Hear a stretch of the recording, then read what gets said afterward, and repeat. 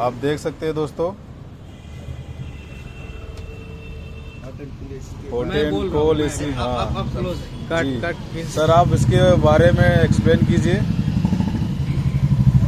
ये 4-वे वॉल्व है जी। ये 4-वे वॉल्व इसको बोलते हैं, या फिर इसका जो दूसरा नाम होता है, ये दूसरा नाम होता है रिवर्स वॉल्व। ये रेफ्रिजरेंट को रिवर्स मोड में मूव कराता है। इसमें आप चार अलग अलग टर्मिनल देख रहे हैं। हम इस टर्मिनल का नाम दे रहे हैं ए, इस टर्मिनल का हम नाम दे रहे हैं बी, इस टर्मिनल का नाम है सी और इस टर्मिनल का नाम है डी।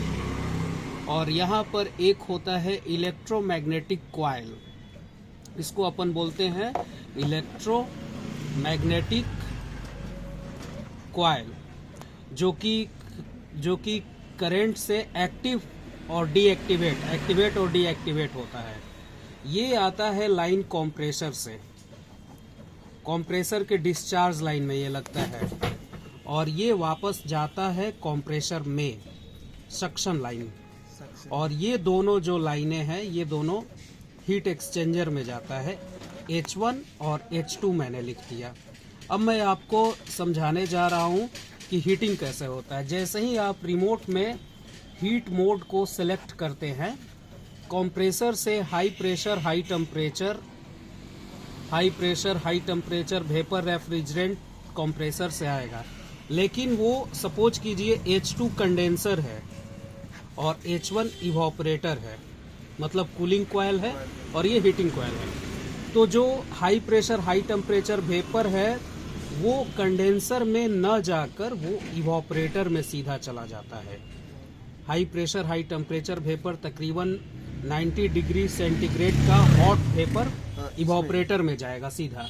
ओके, इवोपरेटर से वो जब इवोपरेटर में गर्म वेपर जाएगा तो जाहिर सी बात है कि रूम गर्म हो जाएगा, और वो जो वेपर है वो किस में कन्वर्ट होगा? लिक्विड में कन्वर्ट होने के बाद वो इवोपरेटर से होते हुए अब ये लिक्विड चला, बीच में इसको मिला एक्सपेंशन वॉल्व। लिक्विड जब एक्सपेंशन वॉल्व को ये क्रॉस किया तो ये लिक्विड ठंडा हो गया। अब ये लिक्विड इंटर किया कंडेंसर में इंटर करने के बाद यहाँ पर लिक्विड अब वेपर में कन्वर्ट होगा, जस्ट लाइक इवोपरेटर काम करेगा। और ये लिक्विड जब कंडेंसर में वेपोराइज हो जाएगा तो वापस इस लाइन से, सक्शन लाइन से होते हुए कहाँ चला जाएगा? कहाँ जाएगा? Back to compressor. तो इस तरीके से ये 4-वे वॉल्व काम करता है हीट मोड में। हाँ, मैंने यहाँ लिखा है ये 4-वे वॉल्व है, ठीक है। इसको टेक्निकली हम लोग रिवर्स वॉल्व भी बोलते हैं। एक्सपेंशन वाल्व भी इसको कहा जाता है ना सर? नहीं, एक्सपेंशन वॉल्व अलग चीज है। एक्सपेंशन वॉल्व यहाँ है।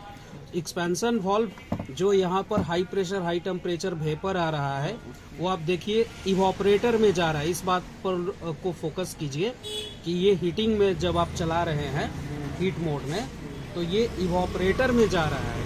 इवोपरेटर में जब जा रहा है ये वेपर, तो वहाँ पर रूम टेम्परेचर ठंडा है, तभी तो आप हीट मोड में चला रहे हैं। तो ये वेपर यहाँ देखिए मैं बना रहा हूँ, ये वेपर धीरे धीरे लिक्विड में कन्वर्ट होगा। इसको हम लोग बोलते हैं वेपर जब लिक्विड में कन्वर्ट होता है तो इसको हम लोग बोलते हैं कंडेंसेशन।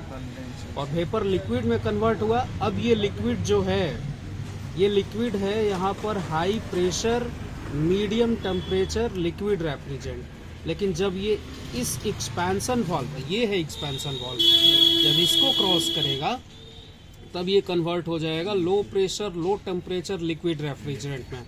और ये लिक्विड अब कंडेंसर में इंटर कर रहा है, तो यहाँ पर लिक्विड ठंडा है। अब यहाँ पर इवोपरेशन होगा और लिक्विड वेपर में कन्वर्ट होगा, और वो वेपर वापस इस बीच वाले लाइन से कंप्रेसर में चला जाएगा। इसको और इजी समझ सकते हैं कि ऊपर का जो होता है वो कंप्रेसर से आता है, बीच वाला कंप्रेसर में जाता है और दोनों साइड वाला कंडेंसर और इवोपरेटर से जुड़ा हुआ रहता है। अगर आप कूलिंग मोड में इसको चलाते हैं तो जस्ट उल्टा, high pressure high temperature vapour. अब ये इधर नहीं जाएगा, अब ये उधर जाएगा, जाके फिर आएगा। बिल्कुल इधर जाकर, और साइकिल सब साइकिल से- रेफ्रिजरेंट उल्टा मूव करेगा। तो ये पूरा इसीलिए आउटडोर से पानी गिरता है जब अगर करेक्ट, जब आप हीटिंग मोड में चलाते हैं तो। जो कंप्लेंट आया था ना हम्म, कि सर हमारे आउटडोर से पानी चू रहा है, तो उन्होंने हीटिंग मोड में सेलेक्ट किया था। रात ठंडी का मौसम है।